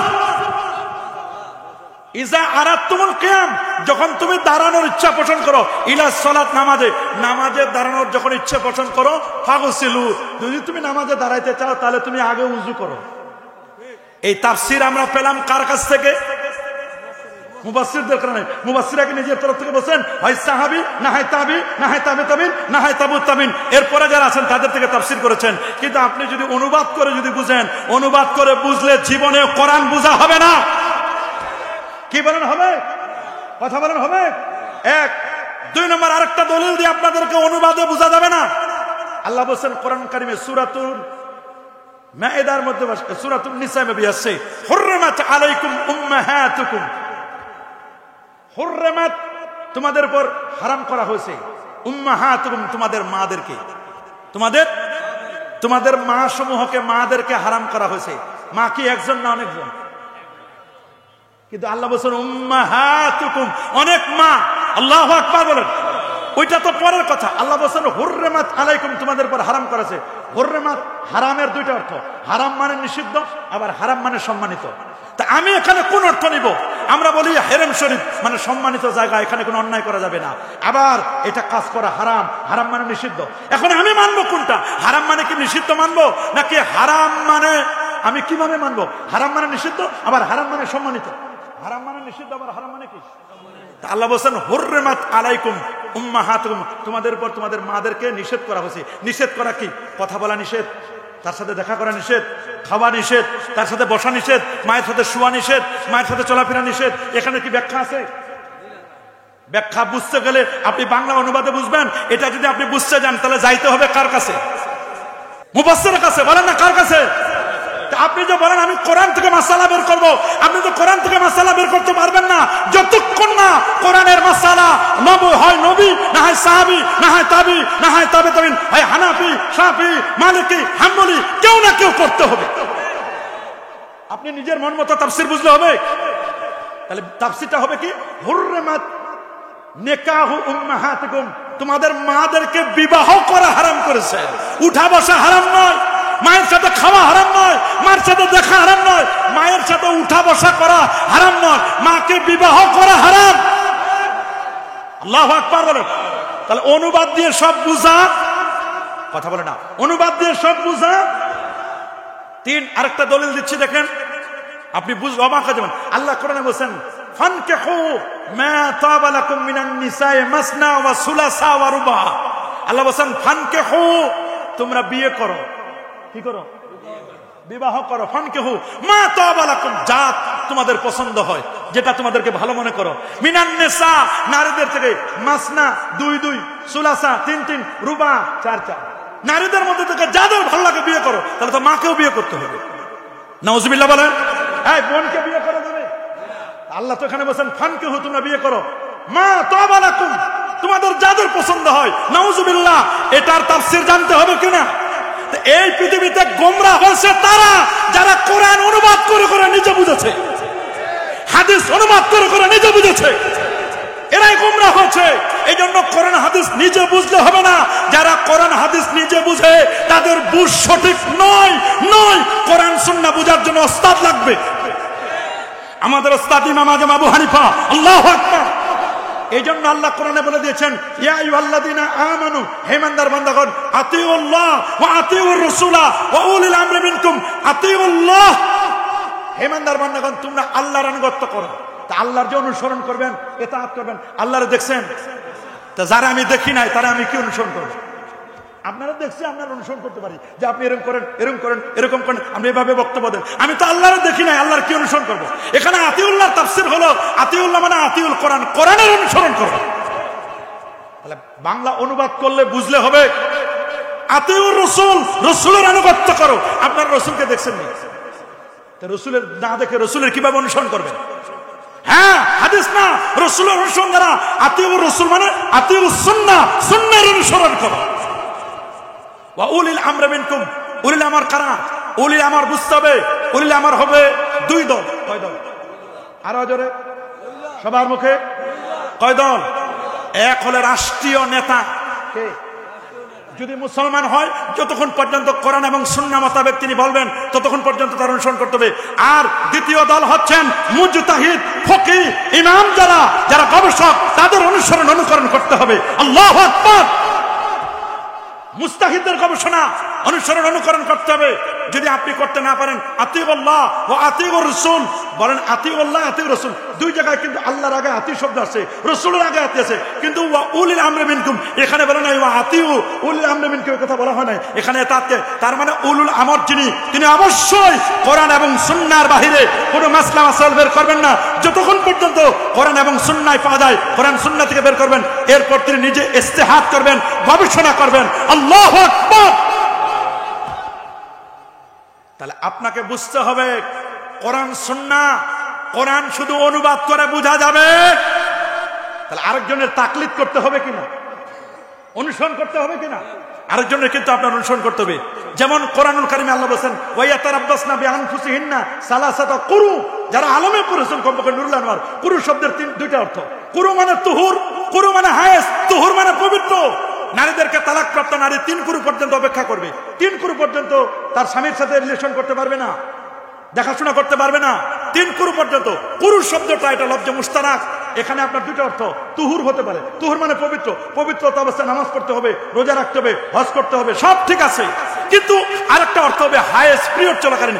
হায়েজ অবস্থায় নামাজ হারাম, রোজা, স্ত্রী, এই স্বামী স্ত্রীর সাথে রিলেশন, দুটো আলাদা আলাদা অর্থ। আপনি কুরু শব্দের অর্থ কোনটা করবেন? আপনি তো বিপদে পড়ে যাবেন। যে কোনো একটা আপনাকে নিতে হবে, হয় তুহুর না হলে হায়েস। তাহলে কেউ নিয়েছেন তুহুর, ইমাম আযম আবু হানিফা নিয়েছেন হায়েস, পিরিয়ড হায়েস চলাকালীন সময় নিয়েছেন। তাহলে ইমাম শাফি নিয়েছেন তুহুর। তাহলে যে কোনো একটাকে মানতে হবে। বাংলা অনুবাদ করে আপনি কখনো অর্থ করতে পারবেন? আপনি যদি আলিফ লাম মিমের অর্থ করেন, পারবেন? আলিফ দিয়ে আপনি কি বুঝবেন, লাম দিয়ে আপনি কি বুঝবেন, মিম দিয়ে কি বুঝবেন? যে কোনো একটা মাযহাবকে আপনার মানতে হবে কিনা বলেন? একটা মাযহাব মানতে হবে কিনা? আমরা বলি 4 মাযহাবে হক। বলেন 4 মাযহাবে, আরো জোরে 4 মাযহাবে, 4 মাযহাবে। আমরা বললাম হানাফি মাযহাবের কথা। ইমাম শাফি নেন, ইমাম শাফি একটা মাসআলা বের করার জন্য আল্লাহর কোরআন থেকে 200 বার আল্লাহর কোরআনটা তেলাওয়াত করেছিলেন শুধু একটা মাসআলার জন্য। আল্লাহু আকবার বলেন। ইমাম শাফি, ইমাম মালিক ছিলেন ইমাম দারুল হিজরা, এত বড় পণ্ডিত ছিলেন ইমাম মালিক রাহমাতুল্লাহ আলাইহি, যিনি মালিকি মাযহাবের ফাউন্ডার, যার মাযহাবটা চলতো মদিনা শরীফে। ইমাম শাফির মাযহাবটা চলতো মিশরে, আর ইমাম আহমদ বিন হাম্বলের মাযহাব চলতো ফিলিস্তিনে, আর এখন হাম্বলি মাযহাবটা চলে মক্কা শরীফ, মদিনা শরীফে। আল্লাহু আকবার বলেন। আরে যেমন আল্লাহু আকবার। ইমাম আহমদ বিন হাম্বল যেন কোনো ব্যক্তি নয়।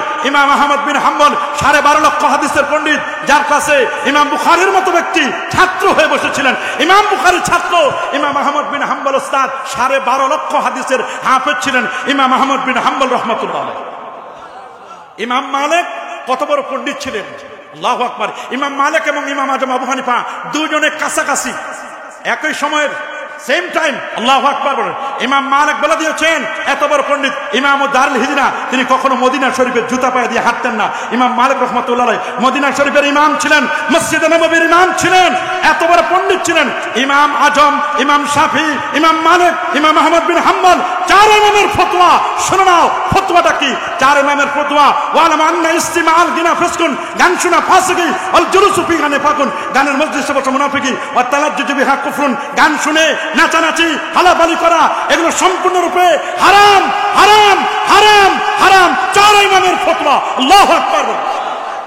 আমরা দেখতে পাচ্ছি একদল ভণ্ড প্রতারক আছে, নামাজ নাই, রোজা নাই, হজ নাই, যাকাত নাই, তরিকা নাই, তাসাউফ নাই, লেবাস নাই, পোশাক নাই, সিরাত নাই, সুরত নাই, আদব নাই, আখলাক নাই, আছে মদ, জুয়া, গাঁজা, ইয়াবা, বাবা, হিরোইন, ফেন্সিডিল, একতারা, দোতারা, সেতারা, আউল, বাউল, ফাউল, নাচানাচি, হালাপালি, লাফালাফি, নারী পুরুষের বাদ বিচরণ, এগুলো যারা করছো কোন মাযহাব সাপোর্ট করে না।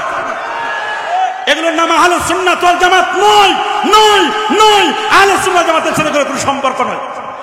আমরা ওলি আউলিয়াদেরকে মহব্বত করি, হক্কানি ওলিদেরকে আমরা প্রমোট করি, ভণ্ডদেরকে ডিলেট করি। তবে একদল আবার দিন কায়েমের কথা বলে, দিন কায়েমের কথা বলে মাজার ভাঙার জন্য চেষ্টা করছে। যারা মাজার ভাঙার জন্য চেষ্টা করো, যে হাত যে মাজার ভাঙবে তোমার হাত ভেঙে যাবে। কথা বলো, যে পা দিয়ে মাজার ভাঙার জন্য যাচ্ছ তোমার পা ব্লাস্ট হয়ে যাবে। যে জবান দিয়ে মাজারের বিরুদ্ধে বলো তোমার জবান ক্লোজ হয়ে যাবে, বন্ধ হয়ে যাবে। এটা ভালো করে বুঝতে হবে। আমরা বারবার বলি, মাজারে যদি কোনো অন্যায় চলে, পাপের কাজ করে, শরিয়া বিরোধী কিছু চলে, মাজারে কিছু অন্যায় চললে মনে রাখবেন মাজার ওয়ালার দোষ নয়, মাজারের যারা মুতাওয়াল্লি, মাজারের যারা দায়িত্বশীল তাদের সমস্যা। তাদেরকে আলটিমেটাম দিয়ে দেন, 1 সপ্তাহ, 15 দিন, 1 মাস এর মধ্যে যদি ঠিক না করে তারপর তাদের ব্যাপারে আইনি ব্যবস্থা নেন। তার মানে এই নয় মাথায় উকুন হয়েছে মাথা কেটে ফেলবো, তা নয়, উকুন দূর করো। মাথায় উকুন হলে কি মাথা কাটবো না, মাথা উকুন দূর। চার মাযহাব এই কথা বলে দিয়েছেন।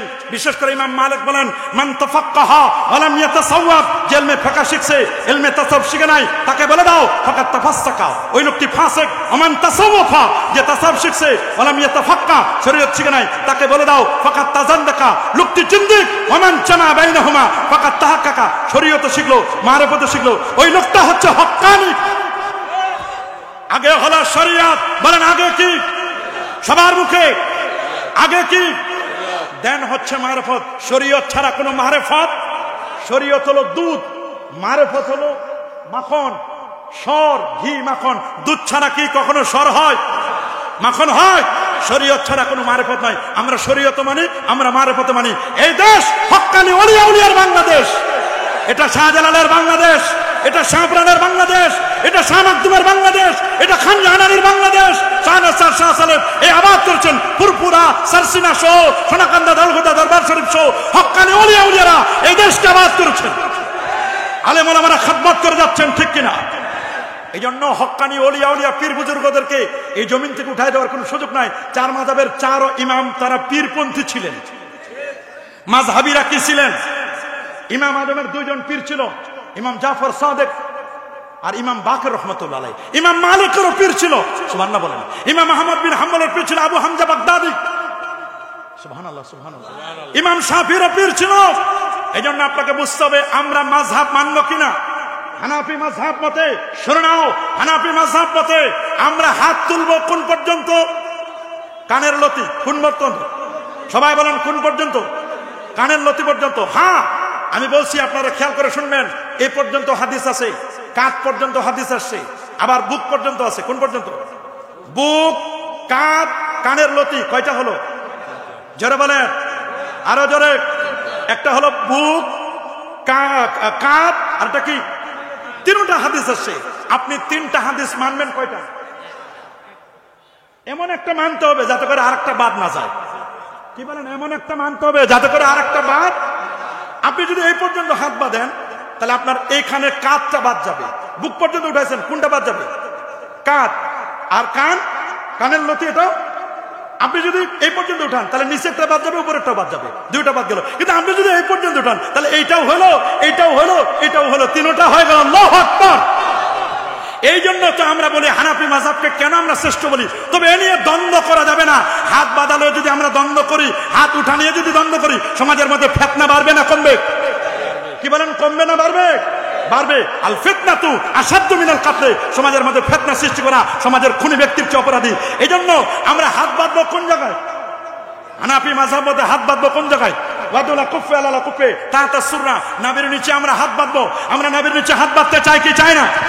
এটা আমাদের সহিহ সুন্নাহর কাছে। কেউ যদি এখানে বাদক, ওর হিসাবও দিবে, ওর যদি দলিল থাকে সে দলিল অনুযায়ী বাদক না কেন, আমরা তাকে কখনো গালি দেব কি বলে? আমরা গালি দেব? দুই পায়ের মাঝখানে আমরা দাঁড়াবো, কয় আঙ্গুল ফাঁক থাকবে? আরো জোরে, সবার মুখে কয় আঙ্গুল ফাঁক থাকবে? 4 আঙ্গুল ফাঁক রাখবো আমরা। কেউ যদি মোটা সোটা হয়, স্পেস অনুযায়ী স্পেস নিয়ে উনি সুবিধা মতো যেভাবে মন চায় দাঁড়াতে পারবেন। আমরা হানাফি মাযহাব মতে আমরা বেতের নামাজ পড়বো কয় রাকাত? আরো জোরে, সবার মুখে কয় রাকাত? কেউ 1 রাকাত পড়ে, পুরো ওর হিসাবও দিবে। আমাদের বেতের হবে কয় রাকাত? হানাফি মাযহাব মতে আমাদের তারাবি নামাজ হবে কয় রাকাত? মাশাআল্লাহ, কয় রাকাত? ইমাম আজম আবু হানিফা রাহমাতুল্লাহ আলাইহি 20 রাকাত তারাবির কায়েল ছিলেন, নিজেও তিনি আমল করে দেখেছেন। ইমাম বুখারী 20 রাকাত পড়েছেন। এ বাবা, অন্যান্য ইমামরা 4 ইমাম ওই 20 রাকাতের কথা বলেছেন। খোদ সৌদি আরবে মক্কা শরীফ, মদিনা শরীফ, কুফা, মিশর, আজহার সব জায়গায় 20 রাকাত হয়। আমার দেশে কেন 12 রাকাত মাইনাস করে 8 রাকাত পড়ার জন্য কারা চেষ্টা করতেছে আমি জানি না। পুরো ওরা যদি 8 রাকাত পড়ে খুশি হয়, সমস্যা কোথায়? আমরা পড়ব 20। হানাফি মাযহাব মতে তারাবি হবে কয় রাকাত? সবার মুখে আরেকটু জোরে। 20 রাকাতের সেজদা হয় কয়টা? 40টা। কয়টা? 8 রাকাতের সেজদা হয় কয়টা? সেজদা বেশি দিলে খুশি হয় কে? সেজদা কমাইলে খুশি হয় কে? শয়তান। কে কে কে? কারণ শয়তান যে সেজদা দিয়ে না দিয়ে, শয়তান যদি সেজদা দিত তাহলে কি শয়তান হতো? এই শয়তান কি সেজদা দিয়ে শয়তান হচ্ছে না দিয়ে? যে সেজদা না দিয়ে শয়তান আছে, ওর টার্গেট, ওর মিশন, ওর ভিশন হলো সেজদা কমানো। আমরা কি সেজদা কমাবো না বাড়াবো? বাড়াবো কি মন মতো? মাগরিবের নামাজ 3 রাকাত পড়বো 4 রাকাত? না, এটা না। নবীজি 20 রাকাত করেছেন তারাবি। আল্লাহু আকবার। দলিল স্পষ্ট লেখা আছে মুসান্নাফ ইবনে আবি শাইবা 7774 নম্বর হাদিস, স্পষ্ট লেখা। শুনে নাও। আন আব্দুল্লাহ ইবনে আব্বাস রাদিয়াল্লাহু তাআলা আনহুমা আন্নাহু ক্বাল কানা ইসাল্লি নবী সাল্লাল্লাহু আলাইহি ওয়াসাল্লাম 20 রাকাতান সওয়াল বেতে। আল্লাহ নবী 20 রাকাত তারাবি পড়তেন, 3 রাকাত বেতের পড়তেন। আল্লাহু আকবার, আল্লাহু আকবার। আমাদের তারাবি হবে 20, বেতের হবে 3। ইকামতে যখন হাইয়া আলাস সালাহ বলবে, হাইয়া আলাল ফালাহ বলবে, তখন আমরা দাঁড়াবো। ইকামতে হাইয়া আলাস সালাহ, হাইয়া আলাল ফালাহ, ইয়াকুমুল ইমাম ওয়াল কওম ইনদা হাইয়া আলাস সালাহ, ইনদা হাইয়া আলাল ফালাহ। শুনুন, আল ফাতওয়া স্পষ্ট করে, আল ফাতওয়া আল হিন্দিয়া, ফতোয়া হিন্দি আলমগীরি, তারপর বাদাইউস সুনাই ইমাম কাসানিও বলে দিয়েছেন। সমস্ত ফতোয়ার কিতাবগুলোতে শরহুল বেকায়ার মধ্যে লিখে দেওয়া আছে, হাসিয়ার মধ্যে, ইকামতে হাইয়া আলাস সালাহ, হাইয়া আলাল ফালাহর সময় দাঁড়াবো। এটাই মুস্তাহাব তরিকা। আল্লাহু আকবার বলেন। আরে জোরে আল্লাহু আকবার। ইমাম যখন কেরাত পড়বে, ইমাম কেরাত পড়লে আমাদের আর কেরাত লাগবে। হানাফি মাযহাব মতে ইমামের পিছনে কেরাত পড়া মাকরুহে তাহরিমি। বলেন, ইমামের পিছনে কেরাত পড়া কি? অন্য ইমামে আপনি পড়েন, কোনো আপত্তি নাই। আমাদের মাযহাবের ইমাম আযম আবু হানিফা দলিল কি? দলিল দুইটা, একটা কোরআন মাজিদ থেকে আর একটা হাদিস থেকে। সুবহানাল্লাহ বলেন। কোরআনের দলিল সূরাতুল আরাফ, সূরাতুল আরাফ 204 নম্বর আয়াত। আল্লাহ রাব্বুল আলামিন বলেন, ওয়া ইদা কুরিয়াল কুরআন ফাসতামিউ লাহু ওয়া আনসিতু লাআল্লাকুম তুরহামুন। নামাজে যখন কিরাত পড়া হবে, ওয়া ইদা কুরিয়াল কুরআন, নামাজে যখন কিরাত পড়া হবে, ওয়া ইদা কুরিয়াল কুরআন ফাসতামিউ, গভীর মনোযোগ দিয়ে শুনো। ওয়া আনসিতু, যদি শুনতে না পাও চুপ করে থাকো। ফজরে তেলাওয়াত শুনবো, জোহর আসরে শুনি না চুপ করে থাকবো, মাগরিবে শুনবো, এশায় শুনবো। সুবহানাল্লাহ বলেন। ইমাম যদি কেরাত পড়ে তাহলে আমরা কেরাত শুনবো কিনা? লাআল্লাকুম তুরহামুন, রহমত পাইতে গেলে কেরাত শুনতে হবে। নির্দেশ কার? ইমাম সাহেব কেরাত পড়লো, আমরাও পিছনে কেরাত পড়লাম, তাহলে শুনবে কে? আল্লাহ বলেন, ওয়াইজা কুরিয়াল কুরআন ফাসতামিউ, গভীর মনোযোগ দিয়ে শুনতে বসেন। তা আপনি তো আল্লাহর কথা বাদ দিলেন, বলবেন হুজুর এই আয়াতটা কি বাইরে নয়? বাইরে নয়। আব্দুল্লাহ ইবনে আব্বাস রাদিয়াল্লাহু তাআলা বলেন, নাযালাত ফিস সালাত, এটা নাজিল হয়েছে নামাজকে কেন্দ্র করে। সুবহানাল্লাহ বলেন। কি কেন্দ্র করে? নামাজকে কেন্দ্র করে। নামাজে যখন কোরআন মাজিদ তেলাওয়াত করবে তখন তোমরা শুনবো কিনা? রাসূলুল্লাহ বলে দিয়েছেন আরেকটা দলিল, কিরাআতুল ইমাম কিরাআতুল লিল মুক্তাদি, ইমামের কিরাতটাই হচ্ছে মুক্তাদির কিরাত। সুবহানাল্লাহ বলেন। কিরাআতুল ইমাম কিরাআতুল মুক্তাদি, কিরাআতুল লিল ইমাম কিরাআতুল লিল মুক্তাদি, ইমামের কিরাত হচ্ছে মুক্তাদির কিরাত। সহিহ মুসলিমের মধ্যে হাদিস, ইজা ক্বারাল ইমাম, ইমাম যখন কিরাত পড়বে, ফানসিতু, তোমরা চুপ করে থাকো। আল্লাহু আকবার। এই ইমাম কিরাত করলে আমরা কি করব? চুপ করে থাকবো। নির্দেশ কার? রাসূলুল্লাহ। কার নির্দেশ? আর আল্লাহ বলে দিয়েছেন নামাজে যখন কেরাত পড়া হবে তখন তোমরা গভীর মনোযোগে শুনবে। এটা হলো আমাদের পক্ষের হাদিস। আরো কম করে 40টা হাদিস আমার মুখস্থ আছে, কিন্তু আমি এখন বলবো না, এখন বিপক্ষের হাদিস বলবো।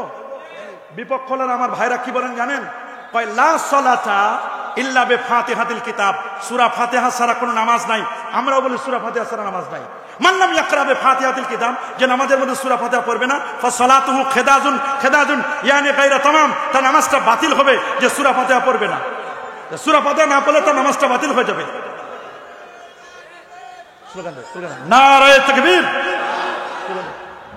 নারায়ে তাকবীর, নারায়ে রিসালাত, নারায়ে গাউসিয়া।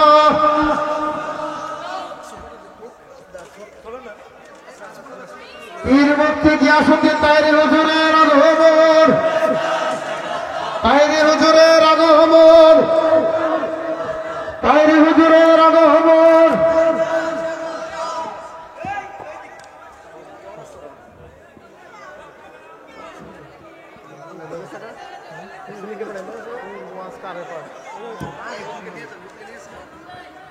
সম্মানিত উপস্থিতি, অন্ধকার মাহফিলের প্রধান আকর্ষণ